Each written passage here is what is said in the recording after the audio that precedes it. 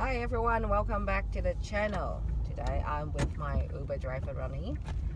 Welcome And to our second office, second studio. I think this is more often as our studio now. So I think, I like it, this studio, because we go out and about, and yeah.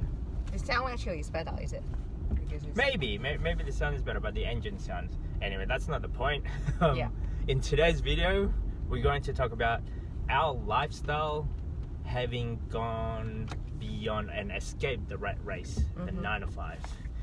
So if you guys new to this channel, we normally talk about money, budgeting, saving, investment, our personal finance, Yeah. literally our personal finance. yes, micro investment. We talk about talk a lot about that, Yeah. and side hustle that we have the eBay business store. Pretty much anything and everything when it comes to getting out from a rat race, from a Yeah. job, and to create the lifestyle beyond your job, let's say. Yes. So if you like this type of stuff, don't forget to subscribe, comment. That would be muchly appreciated. Yes. So Today we talk about our lifestyle of beyond 95, so we can choose our own time and hour to work. And today we're just having the moment about dropping off our kids to school. Now it's 9:10. I'm already exhausted. I wonder how can other parents do it if they work 9 to 5. So our background, we have 2 kids, one still in preschool, and then the other one just going to kindy, started kindy this year. So we were just rushing. We left home about 20 past 8, somewhere around there. So Yeah, we're that's rushing, when we just rush. driving the car, drove the preschool off first, and then drove the other way. And he has to wait in the car with the kindy boy. And then I ran to the preschool and then ran back to the car, and then we get out the car and drop the kindy off. So this is our routine. Oh, when it rained only. when it rains. Usually we use our electric bicycle. bike or so. Yeah. But because it rains, I kind of need to help out a little bit also. Yeah. And this is the beauty thing about having multiple stream of income, and you don't rely on a boss or going to the office. We can do that. Now I know that there's a lot of companies that you can work from home or being flexible about your time, but still you don't want to be always late. Because I always late to work. I remember Used when to. going to the office. Actually, our close friend at the moment, they work in a big corporate.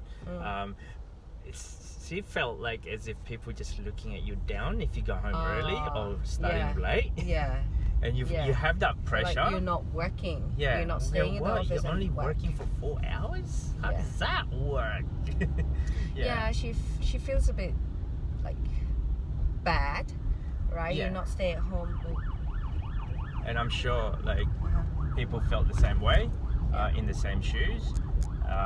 Like that, I know I would be if I were in that scenario. Bear with me a second. There's an ambulance. Cool. So and for us having income beyond our job and the fact that we don't rely on our job, it makes life a lot more. We have a lot more flexibility. I think options for us, what to do, when to do it. Yeah. I just cannot picture it. Like if you single parent, let's say you have to work and you have 2 kids, how can you do it? Like I'm sure it would be a lot more tougher compared to what we've a lot gone of through. respect. So, and this is the reason why we build multiple stream of income in sense. Yeah. So, in the sense of us able to go do this stuff without having to feel the guilty. Yes, and I think because we don't have families at all in here to help out, see other people, they're having their grandparents to help out, drop off or pick up. I'm like, oh my God, I wish I have that option as well. But we don't. We don't, yeah. But they also push us harder to do whatever we're trying to do and or achieve. So, and for us, I guess if you are young, this is for the people that still single and stay in a job. Staying in a job, like trying to achieve financial freedom. Yeah, you gotta think a little bit different than any of your work colleagues. Yeah. You gotta do something dramatic. like if you fast forward 10 years time, what would your life be? Are you still going to be in the same job? Are you still going to do the same mundane thing? Is your job really felt like, I don't know, like people say that I love their job, but do you really love your job? Oh, it's just paying bills. Or is it because you got bills to pay, you got rent to pay, you got all of these commitment? That's why you love this job. What would happen if you don't have that job? Yeah, what if they make you redundant? Funny thing was, on the weekend, I was speaking to a couple, and they were on their 60s.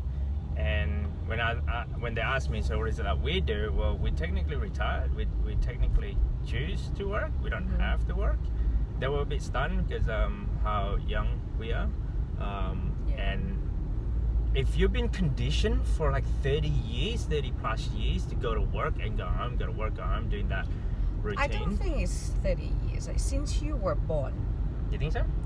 Since you go to school. Yeah, actually. Since you go to school, the question they ask you, what do you want to do when you grow up?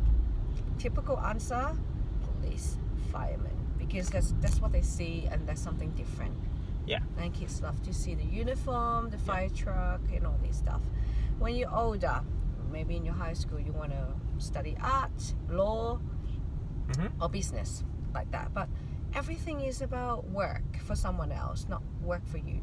I don't think in school they have ever told us to open your own business or do something. I don't know. Financially literate is not part of the school curriculum. No, it was back in our generation. I'm not too sure about now. Maybe they changed. Like I never receive an information when it comes to being in a business, or how can I have my money work for me. The basic maths of it, they did teach you about percentage. Yeah. That's about it, like multiplication, the basic maths. I'm sure, like, I don't know, like a financial literate, it's a basic maths, the way I see it. Like, you don't overcomplicate things. No. So, and it's a shame that it's never been taught in our school. Yeah. No, they don't. I think it's very basic maths, and they just give you some scenario. It's not applied to you. But what we realize, when we have more spare time to spend with our kids, and we try to apply like some simple maths in their life, in their real life environment. Yeah, it seems like they are a lot more interested. Yeah. We're teaching our kids multiplication at the moment. It's a bit early, yes. Yeah, at the age 4 and 5, but it's something that they use.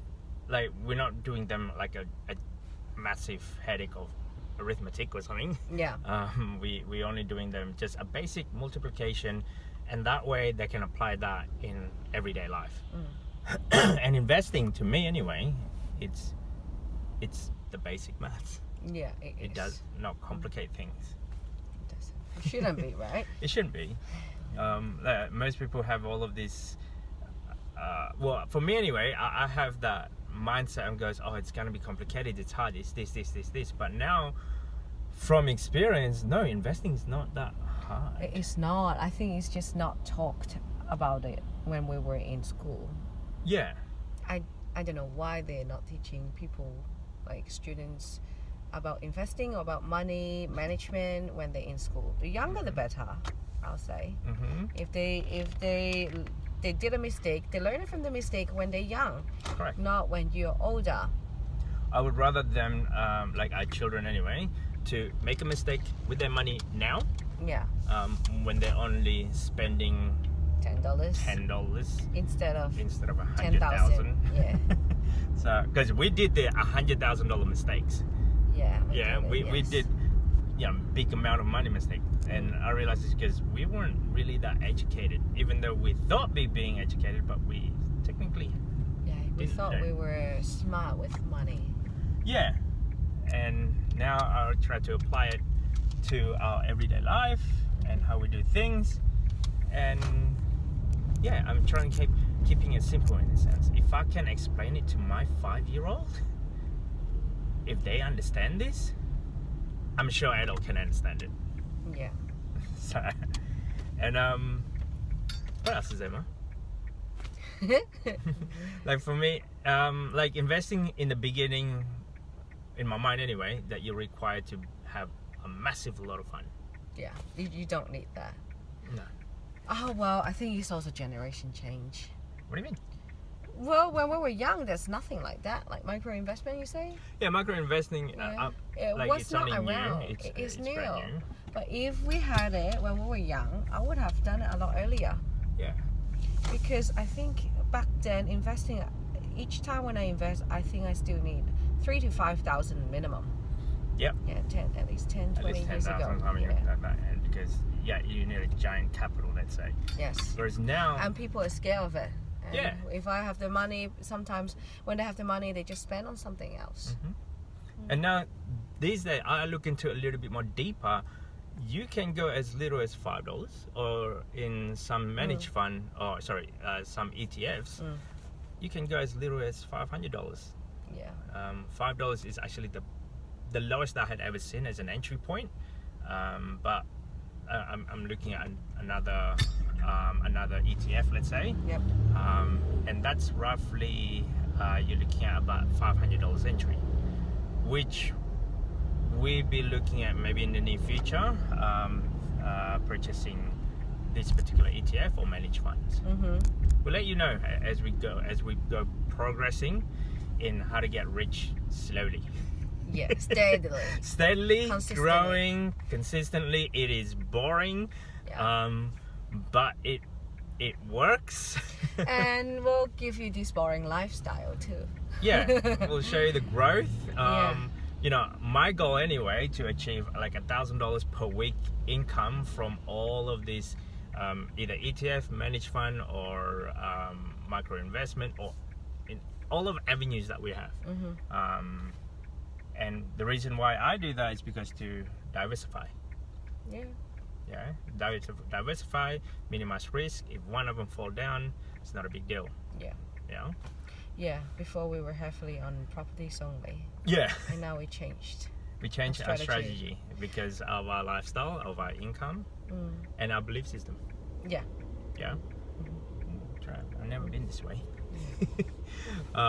What else is that? Well, did you? But at the same time, we talk about it quite often. What about? About our goal and Investment? that. Yeah, pretty much every day, right? How much do we have it? When can we pay that off? And how much can we save? And our goal for maybe last few months or next year. Our biggest profit this month, April, yeah.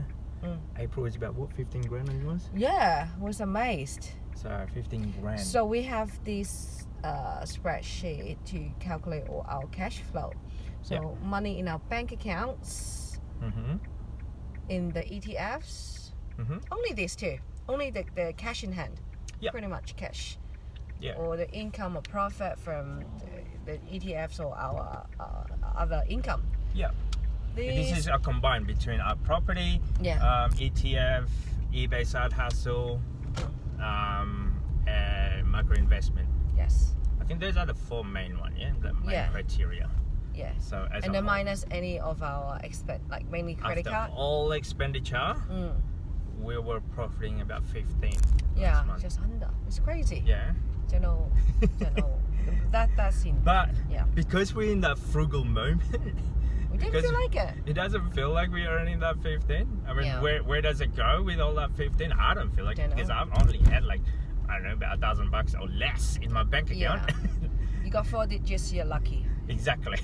So usually 800, 200, I don't know. 100. That's what it feels like, because I feel like I'm in that frugal moment because I don't feel it. And all of those profit, we actually reinvested those Yeah. back to whatever product that is. For example, in our micro investment, they're all going back in there. Yeah. The property, it just every week just producing, like, I guess the property for us anyway, the money that is coming in from that is actually going to all of these different avenues. Yeah, mainly it's the property. I think The they property make most profit, of the money. Yes. the property profit, we don't touch it and we reinvest it somewhere else. Yes.